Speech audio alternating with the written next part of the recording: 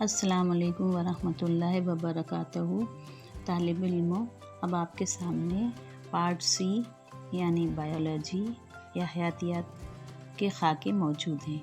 इन तमाम खाकों की आप अच्छी तरह से प्रैक्टिस कीजिए और इन खाकों के ज़रिए आप तीनों हिस्सों के खाकों के ज़रिए 16 मार्क्स बहुत आसानी से हासिल कर सकते हैं। बस यहाँ पर आपको मश्क की ज़रूरत है। बार बार बनाइए, बार बार बनाकर देखिए और अच्छी तरह से तैयारी कीजिए।